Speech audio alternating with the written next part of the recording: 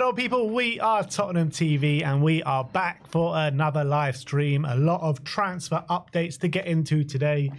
Yeah, let's hope the transfer window's heating up, eh? I hope so. There's a lot of rumours, a lot of talk, a lot of speculation, a lot of monitoring, looking at, a lot of stalking, creeping. But look, to be fair, there's been a bit of action with Tottenham. Got Tell, Takai, got the here we go. But we're waiting on the big ones, aren't we? The big deals, the big moves, movers and shakers, the leveler uppers. These kind of people. Exactly. Not the ones that are just going to add to the creche. We need ones that are going to actually come in and make a statement for this football club. That's what we're looking for. And we've got a few names that might whet the appetite of some people today. And yeah, let's just do it. Let's get straight into this Tottenham update. Before we do that, I want to say a massive big up to our sponsors today, who are Caddycom, UK's biggest golfing competition website. Every night you can win all the latest golf equipment from as little as 79p, people. So all you avid golf lovers out there, get yourselves over to Caddycom and get yourselves in some of these competitions, because there are some big prizes to be won for minimal outlay. Well, there's even one that's actually for absolutely free at the moment. You can actually enter the competition for free, and if your name is drawn out of the hat, you win the competition and you win the state-of-the-art golf equipment. So you've got to be in it to win it. Yeah, and it's such lovely weather, like I keep saying, out in London at this moment in time. Well, probably wherever you are. I spoke to Brian Daigle the other day. He's absolutely sweltering in Toronto. So it's summertime. It's time to get on the golf course, and no better place to get your equipment than Caddycom. But we've got a done deal to speak about today, and he goes by the name of Damola Aayi. Official confirmation from Tottenham. Aayi has joined League One side Doncaster Rovers on loan for the 25-26 season. Recently just promoted to League One, winning League Two last season. So they have got a big season ahead. Yeah, best of luck to him. I'm trying to get it. There he goes. Best of luck to him. I'm hoping that he does well. We obviously saw him briefly in the Elfsborg game, coming off the bench and making a real impact in what was a real crucial game. Actually, if you had watched the documentary yesterday, he makes an appearance, obviously, in that documentary, talking about how much that moment meant to him and how special it was. And he's been waiting basically all his life for that moment. And I remember that on the day, how special it was for the fans as well to kind of be witnessing that night where all three academy prospects put Spurs into the top 8. So it was a massive day, and unfortunately we haven't seen much of him ever since then. He's been barely used, or he hasn't been used at all really, and I'm excited to see what he can do. Obviously we've got a lot of talent in that youth academy at the moment. We saw last season most of the players who went on loan, how well they did. They did phenomenally well. They've all got big futures, and I hope Aayi next season can prove why can be added to that list. Yeah, so we'll definitely be keeping a keen and close eye on him in the coming season. Let's move on and let's talk about Alistair Gold's update regarding Ashley Phillips and Alfie Dorrington. He says their futures look to lie elsewhere next season. So it looks like, both had successful loans. Dorrington going second half of the season to Aberdeen, ending with some silverware there with the Scottish Cup, playing in the final as well against Celtic. And Ashley Phillips having a successful loan at Stoke last season. It begs the question of, where do these guys go next season? Phillips, in my opinion, I think he's done all he can in the Championship. Is he going to get a Premier League loan? I don't know. Dorrington as well. Like, what are the futures of these guys at this football club? Like, I've said on a number of occasions, I really believe in the talent that Ashley Phillips has. But when you're looking at who we're bringing to the club now, Takai's come in, Vuskovic as well. Do Phillips and Dorrington even have a future here? Yeah, it's a big question mark. I'd like to hope so. Dorrington obviously hasn't had the experience that Phillips has had. He's played in the Scottish SPL and had a pretty decent loan spell. But Phillips obviously a bit younger and has also had a lot more experience playing in the Championship for, basically 3 years at this point. Over, 60 games he's played, I think. More, maybe, in the Championship. So he's had a phenomenal kind of experience. And this summer would have been the summer you would have thought maybe he's going to get his chance. Looks as though we're going in a different direction. Takai's come in and he's going to be reportedly straight into the first team. So that limits his potential even more. He's not even, I think, that much older than Phillips. I think a year difference. So that tells me that Phillips isn't considered ready enough to be in the first team. Is there a potential either if he can't get a loan, would the club be open to a sale with a buyback option? Is that something we're open to if we don't see him getting into the team? Because we got Vuskovic coming through as well. He's obviously had a brilliant season in Belgium. He's very highly thought of. There's even a chance he stays. So if we're picking Vuskovic to stay over Phillips, then I don't even see if Phillips goes on loan. It's even going to be back next season. Obviously, depending on what happens with Dragoshin, Danso, Romero, Van de Ven. Maybe if one of those four leaves, Romero might well leave. Then does it open the door for Phillips? But if we do that, are we not going to just sign another player for a pretty big fee to replace Romero? Are we really going to replace him with Phillips? So I think it's difficult to see a pathway for Phillips at the moment, and no fault of his own because he's done really well. And I feel bad for him because he's not much more he could do with the performances he's had. But at the moment, we've got so much talent. It's such a well-stocked area. Either it's another loan deal, maybe in the Premier League or the Championship, or maybe we even consider selling him with a buyback option, like maybe Liverpool done with Quansah. Yeah, I wouldn't be totally against it, or I'll be a bit disappointed because, like I say, I really like Ashley Phillips from what I've seen for him so far. There has been a rumoured interest from the likes of Sheffield United, who will be one of the favourites to get promoted next season. So there is that option on the table, and I think he would do very well there. And if he gets promoted to the Premier League next season, maybe he can get another one in the Premier League with Sheffield United. But I just feel bad for him. It's just loan after loan after loan. Look, he's still very young. He's still 19 years of age, so he's got a big future and a big career ahead of him. So maybe consistent loans over the next couple of years is still not the biggest issue. But where's his head at in terms of he joined Spurs a couple of years back? Since he's joined us, we've signed all these players in the exact same position as him.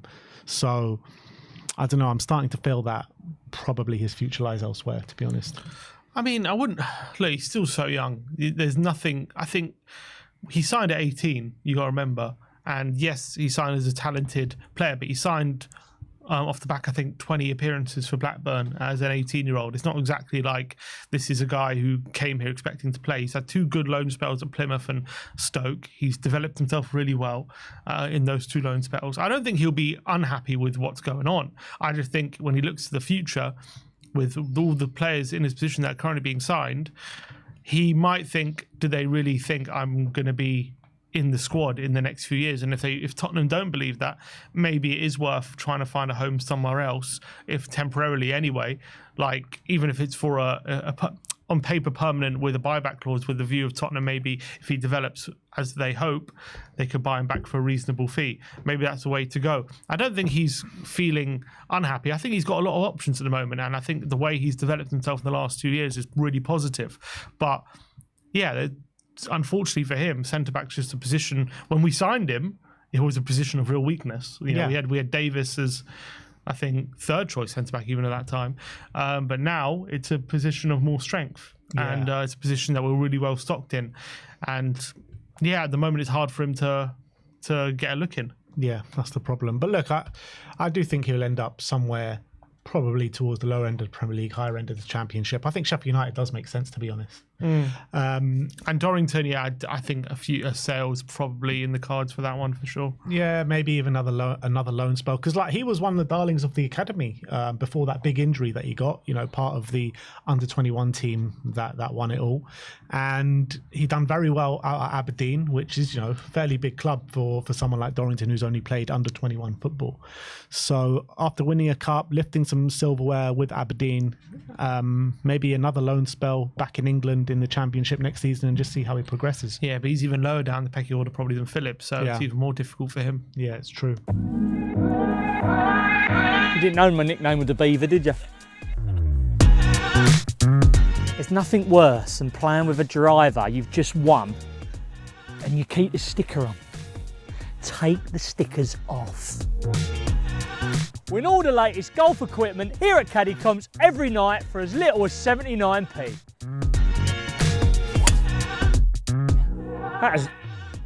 That was levered, that was.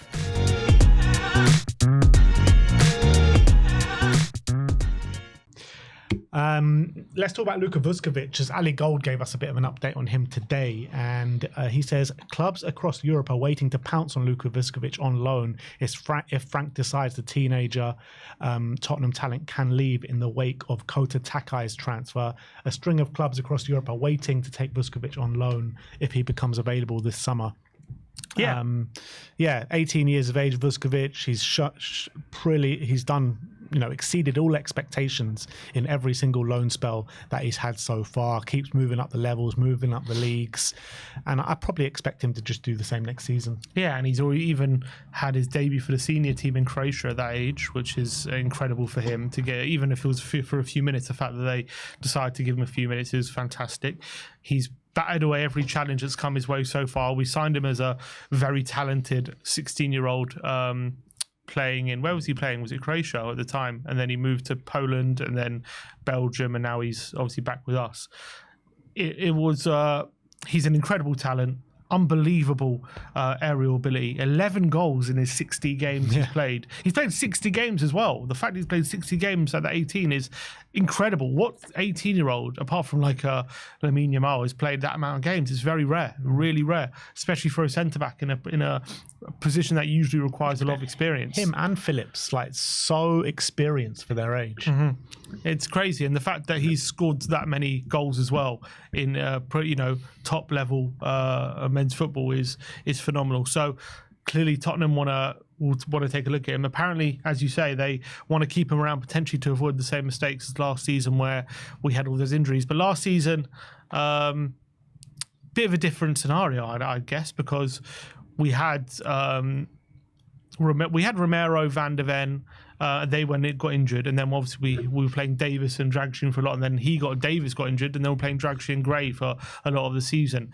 Then Dragic done his ACL, but we had Danto coming at that point, so we had 4 centre backs get injured. I'd like to think that's not going to happen again, and even if it did, we're in a bit of a. I remember you saying at the beginning of the season, I'd like to, with the centre back options that we had, Van de Ven and Romero are not going to get injured together again. Yeah, well, that didn't happen, but I'd like to hope that they aren't ruled out for 4 months again together like they were last season. Look, you can't assume they're going to be out for 4 months every season. Like that, it's happened the last 2 seasons. Well, Romero wasn't out for 4 months the first season, but he was out. He was last season. Van de Ven, but let's hope we've corrected that issue. We don't know, obviously, but you just got to hope we have.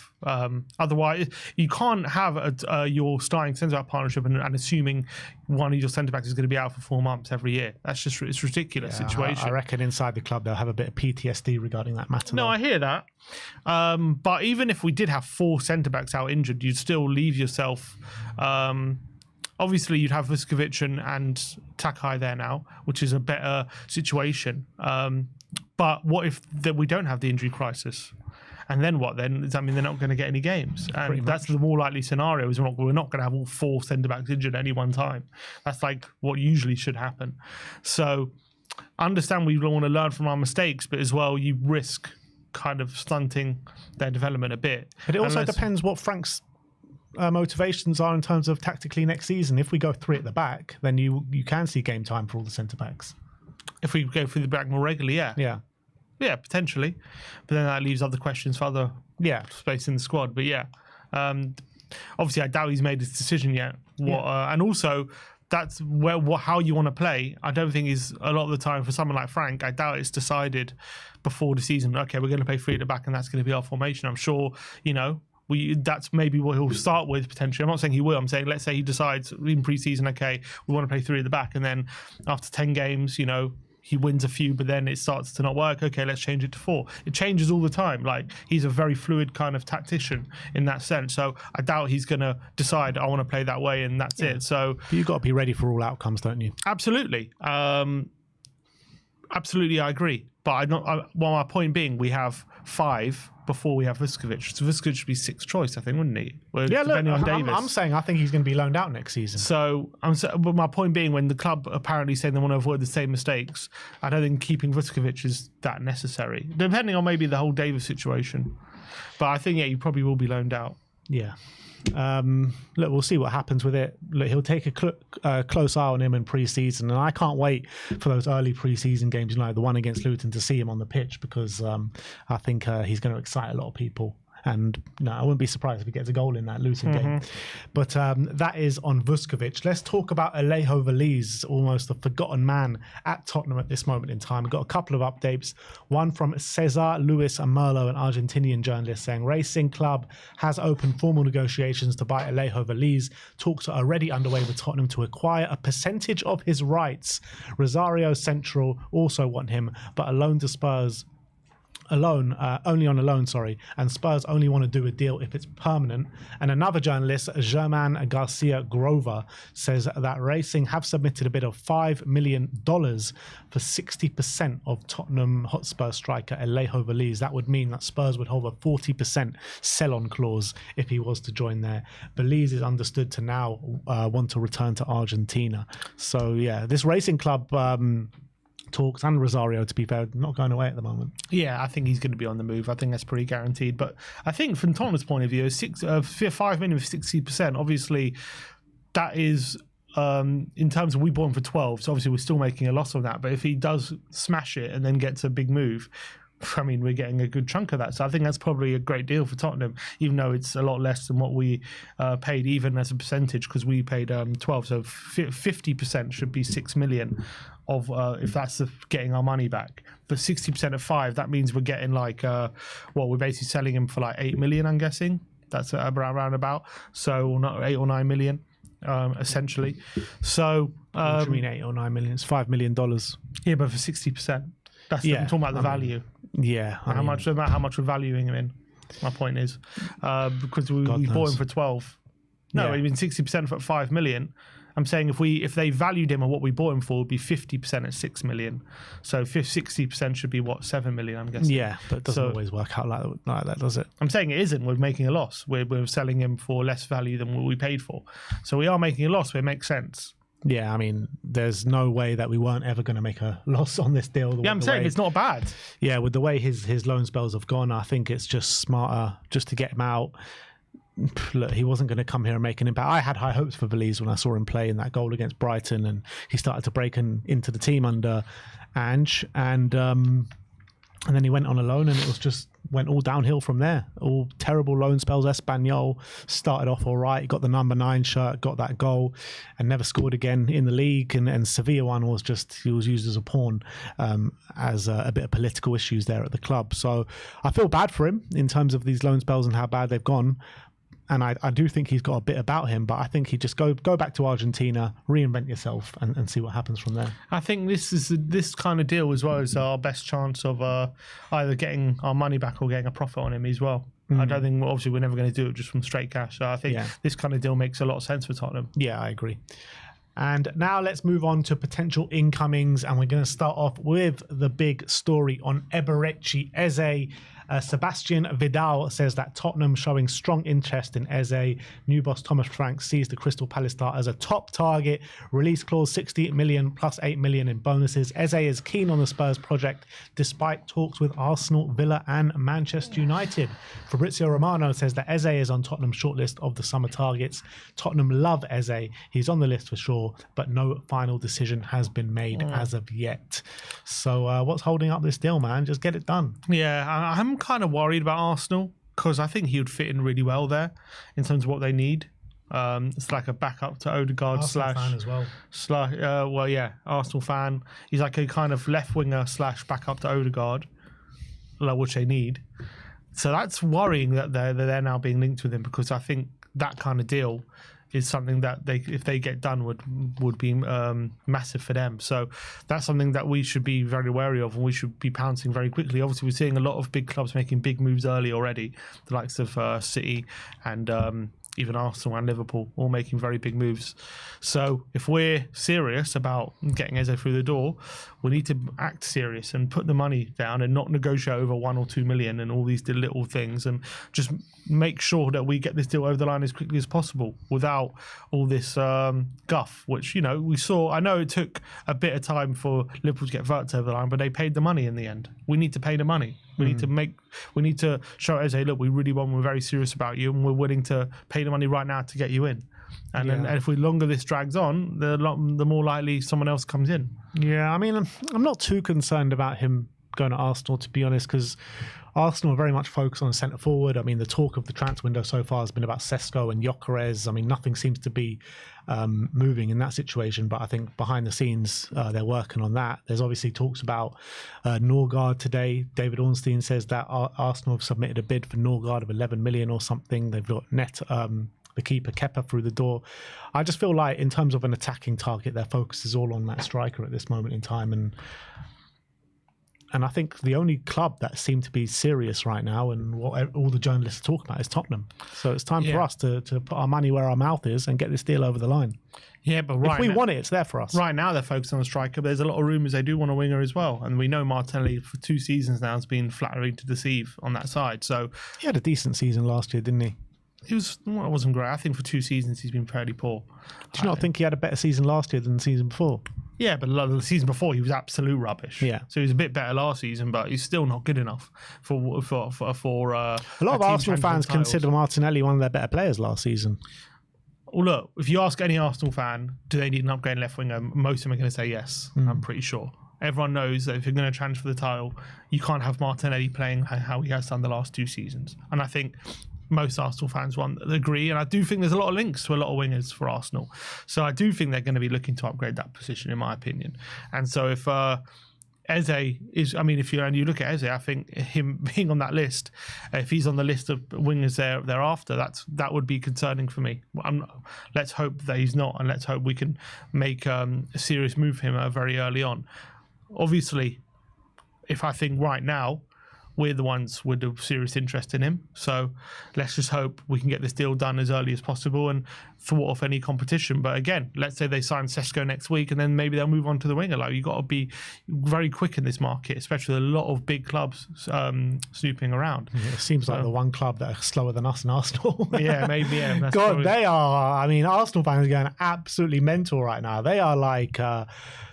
they're like a snail in the transfer market. Seriously, like these Sesko and Gyökeres links have been there since like midway through last season, and nothing seems to have progressed. Arsenal fans are getting so irate about the whole situation. So I think if we're able to do this deal, we'll get there ahead of Arsenal. I'm pretty certain of that. If we want it, that is. Next up is Mohamed Kudus, a publication called Goal, saying that Tottenham have opened talks with West Ham over the signing of Mohamed Kudus. However, the club are yet to meet the £65 million valuation. Kudus is expected to depart West Ham during this summer window. So regarding the 65 million valuation, there is an 85 million release clause. And what the report is saying that West Ham are likely to sell for 65 million, which is, a decent fee now for Kudus. It's much more enticing than an 85 million release clause. It seems as though Kudus and West Ham, it seems as though they're destined to go their separate ways this summer. I don't know what the situation is behind closed doors, but it seems as though Kudus don't want to be there anymore. And if he doesn't want to be there anymore, West Ham just want to catch in and move on, which is fair enough. And Graham Bailey is saying that Arsenal and Tottenham have held talks about Mohamed Kudus and are considering making a move for the West Ham star. Chelsea and Manchester United have already shown an interest in Kudus this summer, who will be sold by West Ham. So all these journalists seem as it are talking as it's kind of definitive that West Ham and Kudus will be going their separate ways. Yeah, and I think there was a that West Ham ITK, what's his name, ex-West Ham employee or something. He's quite good, and he's saying that West Ham are very much actively looking to sell Kudus. So that tells me, as you say, I think looks like he's on his way this summer. I think we would be very smart to try and convince West Ham to sell to us, and if that's a fee that they're willing to sell at, I think I think he's a top quality player, got so much quality. Didn't have the best season last season, I think we can all agree, but I think what's undeniable is his ability, and I think if we can have that ability on the right wing, someone who a right winger who can cut inside on his left foot as well, which we don't really have. I mean, we have Decky, but he's seen more central in lately. Albeit, I think he might be used more right wing if we don't get someone like Cudes. That is, I think he'd be a phenomenal signing, versatile as well. I think he's got so much power and pace and directness as well. So hard to shove off the ball. I just wonder, will West Ham up the price if Tottenham come in? Is he more willing to go to a Chelsea or Arsenal or Newcastle if they're the ones in for him rather than us? Are we willing to pay the 65 million for a player who didn't have a great season last season? That's another question. So I think there's probably too much going against us still for me to get excited about it, but I would love it to happen. I was reading another report on this yesterday, and it was saying that the West Ham Tottenham thing is not going to come into play for this apparently, and West Ham are just going to sell solely to the highest bidder, and whoever that is, that's who they want to sell to. And if that is Tottenham, then so be it. Apparently. Well, if that's true, that's good. But are we going to be the highest bidder? Yeah, I mean, I'm looking at the clubs interested. I mean, Arsenal is a potential. Chelsea looking like they're getting Gittins. Are they going to get Mohamed Kudus on top of that? I'm not sure. Newcastle. You can never know with Chelsea. Yeah, it's true. You do never know with them, but they are clearly chasing Gittins at this moment in time. And Newcastle is the one, isn't it? Because they've just got rid of Murphy. There's a clear spot on the right wing for Newcastle in the Champions League as well. Got a hell of a lot of money. So I think probably Newcastle might be one of the most likely outcomes. So maybe he wants to stay in London. We saw with Maddison, well, Maddison wasn't living in London, but we saw Maddison, the London pool was big enough for him to sway him against joining a club that at the time were in the Champions League and we were out of Europe altogether, and he still chose Tottenham. So I think, especially with him currently living in London, would he want to move to Newcastle? Would he prefer to move to Tottenham? But then obviously, he won't ingratiate himself with the West Ham fans at all if he moves to Tottenham. I'm sure he'll be seen as a bigger betrayal, but if he doesn't care about that, then maybe we've got a chance. Yeah, if we were to sign Cudes, the introduction video will be very interesting because obviously we had the Romero-Richarlison thing because they had a bit of a falling out on the pitch. Kudus pretty much fell out with the whole Spurs team this season. Yeah, got sent off. Got sent off. He started laying out everyone and got sent off. So I'm sure there'll be something funny with him and Van der Ven if they do introduce him. Yeah, that'd be great. But look, I'm not getting excited about this deal. I like him.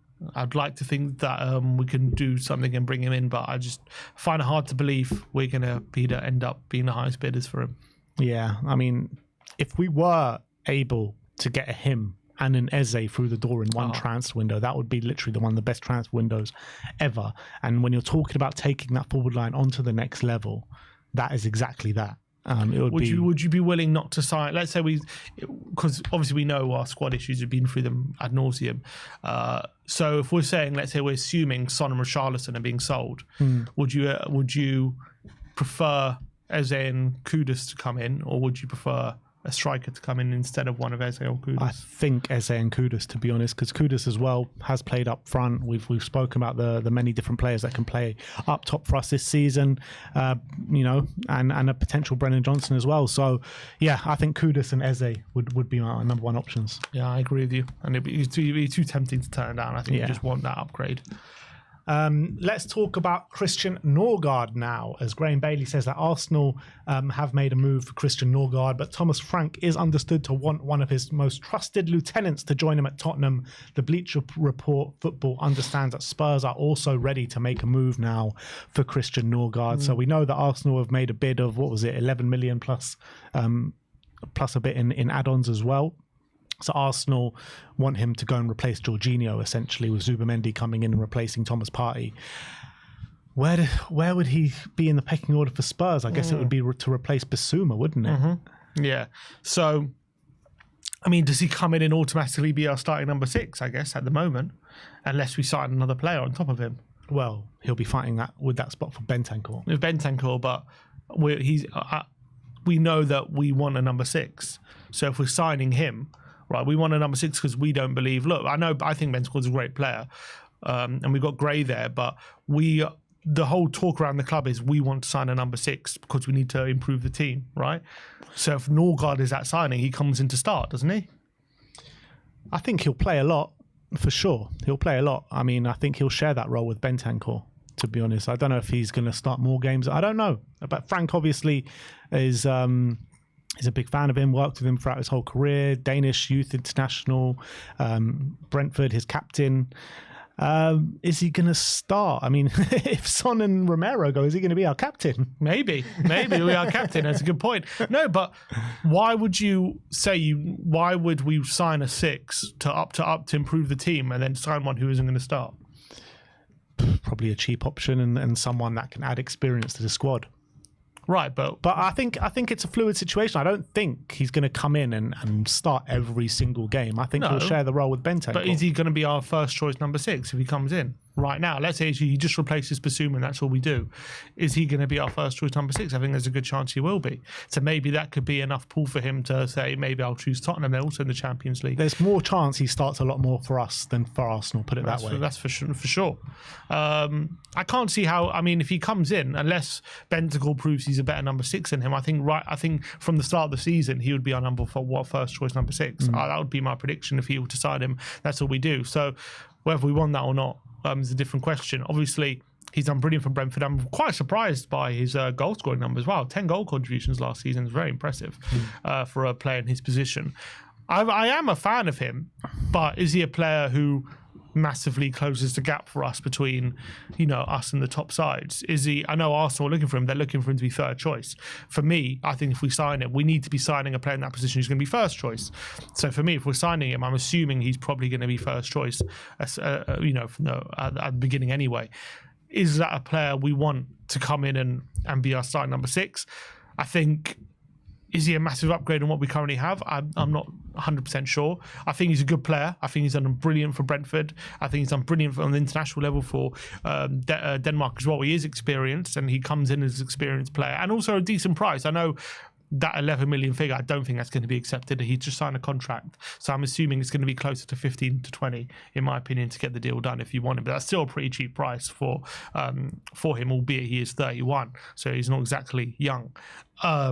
But I do think Norgaard's the kind of player who would probably be playing in the Premier League at 35 and probably playing at a decent level. So I'm not too concerned about his age.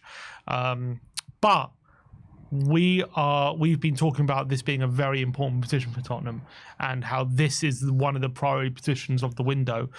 And this is a position that we really need a massive upgrade on what we have, or at least some massive potential to be a massive upgrade. Does Norgaard represent that for us? Don't know. Unless someone else is leaving on top of Bassuma, and then we have more space to play with in the squad in terms of midfielder. And then we can sign Norgaard and another one, unless Bentancur's leaving. Or unless we see Bentancur as that player who could potentially, under Frank, go to another level. Which I do think he potentially does have another level to go to. But if we really believed that, then I don't think the number 6 would be as big of a talking point as it has been. So I don't know about this for us, to be honest, unless we're selling someone on top of Bassuma. It's an underwhelming signing. I'm not going to lie. It's underwhelming when you sign, if you're going to sign a Christian Norgaard, when you're looking at Arsenal looking to bring him in as 4th or 5th choice central midfielder to replace Jorginho, who, doesn't even play that much. But what I would say is that I think he could have I think he could have an impact for Spurs next season. I think he could have a positive impact. When you compare him to someone like Yves Bassuma, who's going to be going, because he's going to come in to replace Yves Bassuma, right? I think Bassuma is technically a better player, has a higher ceiling. However, I think if Norgaard was to come in, I think he would do better for us than what Bassuma was doing on a consistent basis. And I think he would bring a lot more solidity to that midfield consistently throughout the course of the season. So I think for us next season, if I'm going to choose if I want Norgaard or Bassuma, I probably would say Norgaard, because I don't think Bassuma has it in him at this moment in time to play consistently well. We hasn't seen that since he's joined Spurs. However, would I want to sign Norgaard as the Bassuma replacement, or are my sights looking a bit bigger than that? Yeah, I'll probably say that. Like even Højbjerg, I'd rather sign Højbjerg than Norgaard, I think. I think Højbjerg is better than Norgaard. Yeah, well, he starts ahead of him for Denmark. Yeah. I mean, who Højbjerg does, you mean? Yeah. Yeah. I think we let go of a player 2 years ago because we felt we could do better. And now we're talking about 2 years later, potentially bringing a player who's older and probably not as good as an improvement on what we have. So I don't know. I feel like for me, unless we're selling another midfielder who we don't know about, like unless Bentancur's not signed. Even if we are selling another midfielder, the numbers still don't add up. Because now we've brought in Takai. That means now we need to sell 3 just to break even. Mm-hmm. You know what I mean? So I still don't know how we make this work. I can't see us bringing 2 midfielders in. I think it's only going to be 1. And I don't think it should be Norgaard. Yeah. But even if we do sign Norgaard, I agree with you. I don't really want to sign him, and I think it's underwhelming. And when we're looking to do what we want to do, we want to bring in, a top quality midfielder, not age 31, like probably in his mid-20s, somewhere like that. I do think he can have a positive impact, but it will just be underwhelming. But I do think he can surprise a few people if he was to join us, and I think the fans will grow to like him. I think we'll like him because he's a very stable player. He always gives everything on the pitch. He's a good player, and I think he'll put in some rough tackles. He'll put in some really great challenges, and he'll be good in some really good games. He'll help us in, like, for example, like games like our season when we lost to Leicester, we lost to Ipswich, those kind of games, right? He'll basically, on the pitch, you just won't allow that to happen. He'll just like make sure we're at a certain level on the pitch. And that's what we need sometimes. Right, but also need players that are going to close the gap to the top teams. I don't think he represents that. And those big games where we're playing, like where it's a really high level game, and he needs to be, turning out the press. He needs to be not getting caught on the ball, and he needs to be, playing against the top midfielders. Is he going to be found out in those games? That's what I'm worried about. Usually turn up against the top teams. Yeah, when they're the underdogs. But obviously we are going to be the underdogs, but we're not going to be Brentford-style underdogs. You know what I mean? It's going to be different kettle of fish. He's going to have to go toe-to-toe rather than battling to survive. And I don't know if that's good enough for us. But again, I would sign him as a backup number 6, but I don't know about first choice number 6. Yeah, I do tend to agree. The last update is about Jonathan David. Is Get French Football Now says that Tottenham are understood to have made a fresh approach for Lille striker Jonathan David, who is a free agent in July. David is of interest to Spurs due to being available on a free transfer. He's had links with Napoli, Juventus, Manchester United, a whole host of clubs around Europe looking to sign Jonathan David at this moment in time. And no secret why. He's a brilliant player. Yeah, and for some reason, it seemed to be all sealed in Napoli not long ago. But unfortunately, I don't know why it hasn't happened yet. They haven't been able to sort out the financials. We know because he's on a free. He probably demands himself a big wage packet. We heard, I'm reading the agent's fees are about 15 million. They want a massive kind of piece of the pie. Is that preventing a deal to be done? Is that something Tottenham would be willing to put up with? A player on a free with big wages and big agents fees and all that kind of stuff. We know that he's been phenomenal for Lille for the past few seasons now, consistently scoring bags of goals in Ligue 1. Very different kind of profile to what we have as well in terms of Solanke. I think a profile that we need up front if we're going to replace Richarlison. So I really like Jonathan David, but when it comes to the financial situation, the wages, he's probably going to come in and he's probably wanting to be our highest paid player. Are we going to allow him to be that? I don't know. Are we going to be willing to pay 15 million in agents fees? I mean, in theory, you would be willing to pay more in a transfer fee than that. So hopefully that wouldn't be a big issue. But I don't know. He probably is looking for at least 250 a week, I'm assuming. Are Tottenham going to give him that? I highly doubt it. Are any of these clubs going to give him that? Maybe a Juve or something would. Maybe. Yeah, well, Spurs won't, that's for sure. Yeah, that's the thing. Yeah, Tottenham won't. But look, I think he's a very good player, has got so many goals over the past couple of years. This year as well in the Champions League, I thought he was absolutely brilliant for Lille in a really good group stage campaign that they did have. But yeah, I mean, I can see him going to Napoli and absolutely cooking under Antonio Conte. Absolutely. I find it hard to believe Tottenham will be the club that are going to be offering the biggest financial package, and I think that's where he's going to go, whoever offers the biggest one. Yeah.